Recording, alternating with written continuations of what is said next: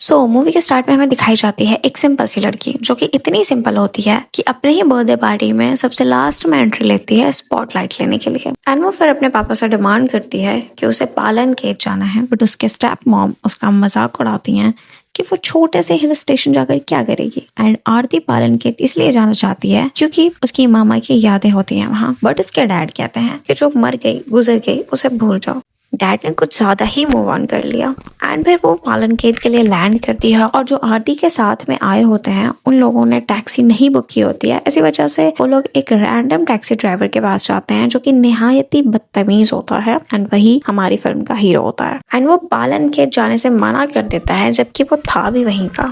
और फिर उसके सामने एक खूबसूरत सी लड़की आती है और वो जाने के लिए मान जाता है और सिर्फ उसको वहां तक छोड़ता ही नहीं है बल्कि उसके लिए म्यूजिक भी बन जाता है। एंड इतना ही नहीं, उन लोगों को होटल नहीं मिलता तो वो उसको अपने घर भी लेके चला जाता है। मैं सही बता रही हूँ, मुझे उसकी नीयत में पहले से ही खोट लग रहा है। नहीं मतलब ये कौन सी इंसानियत है जो सिर्फ खूबसूरत लोगों के लिए ही है। एंड फिर होती है नेक्स्ट मॉर्निंग और हमारे हीरो ठरकी भरी निगाहों से आरती को देख रहे होते हैं। एंड ये बेल्ट वेल्ट लगाकर कौन एक्सरसाइज करता है। एंड फिर वो आरती को लेकर जाता है अपने दोस्त के पास जो कि उसी की तरह ठरकी होता है। एंड राजा इतना दिल वाला है बट सिर्फ खूबसूरत लोगों के लिए कि जो उसे कमीशन मिलता है वो कमीशन के पैसे भी वो आरती को लौटा देता है। एंड वो जो दो चंगू मंगू होते हैं वो राजा को चढ़ाते हैं और जोकर बनाकर आरती के पास लेके जाते हैं। बट वहाँ उसका मजाक बनता है और राजा हर्ट होके चला जाता है।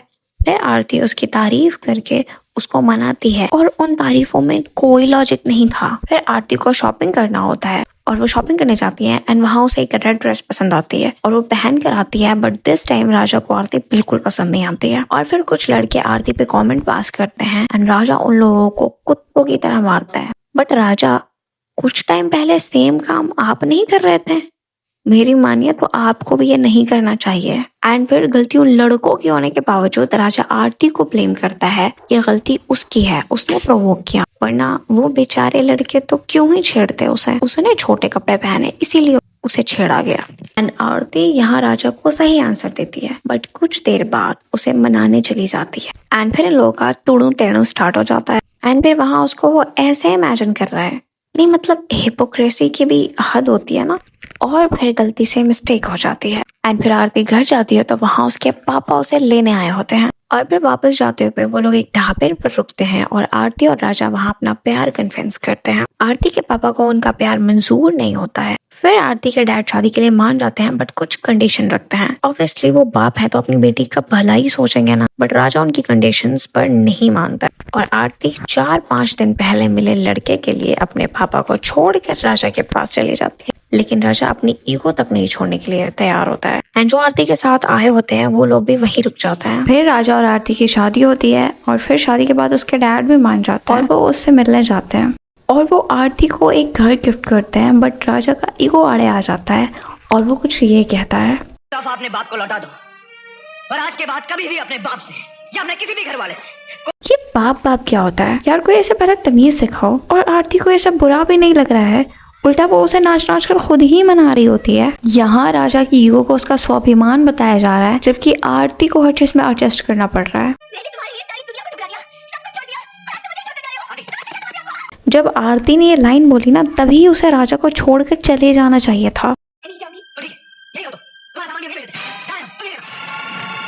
क्योंकि ये कोई तरीका नहीं होता बीवी से बात करने का। एंड फिर आरती और राजा के लिए उसके मायके से इनविटेशन आता है जो कि एक्चुअल में उसके सौतेली माँ और मामा का प्लान होता है। और फिर आरती अपने घर आती है एंड राजा यहाँ आते ही टैक्सी ड्राइवर से 2.5 रुपए के लिए लड़ने लगता है। ऐसा कौन करता है भाई। एंड फिर पार्टी ऑर्गेनाइज होती है और जो आरती की स्टेप मॉम होती हैं वो राजा के लिए सूट लाती हैं और आरती से उसे देने के लिए कहती हैं। फिर आरती राजा को वो सूट दे देती है और राजा उसे पहनकर पार्टी में आता है। एंड फिर पार्टी में आरती के स्टेप मॉम राजा का ईगो ट्रिगर्ड करती हैं और वो ट्रिगर्ड भी हो जाता है। और फिर आरती का स्टेप मामा और उनका बेटा राजा से कहते हैं कि उसने जो सूट पहना है वो उन लोगों का है और आरती ने तुम्हें दिया क्योंकि वो तुमसे शर्मिंदा है। और यहाँ राजा उससे डायरेक्टली जाके तमीज से पूछ भी सकता था, बजाय इसके कि भरी पार्टी में तमाशा क्रिएट करता और उसकी इंसल्ट करता और उसे अब्यूज करता। एंड फिर राजा उसे वहीं छोड़ के चला जाता है। ये वाली बात याद है तुम्हें?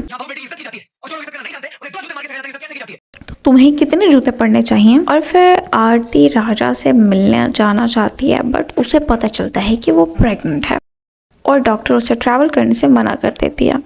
उन लोगों की इस मिसअंडरस्टैंडिंग का फ़ायदा आरती की माँ और मामा फिर से उठाते हैं और वो राजा के पास डिवोर्स पेपर्स लेके पहुंच जाते हैं और कहते हैं कि आरती ने भेजा है, उसने साइन किया इस पर।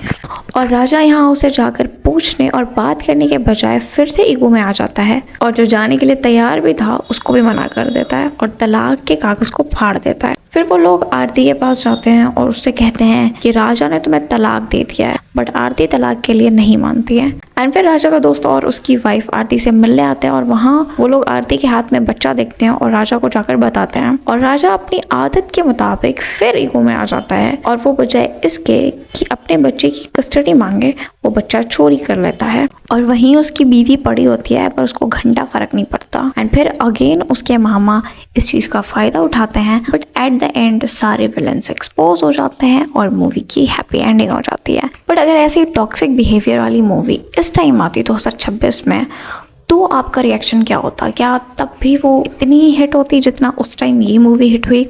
कमेंट में अपनी राय ज़रूर बताइएगा। So that's for today. मिलते हैं नेक्स्ट वीडियो में, तब तक के लिए लाइक एंड सब्सक्राइब।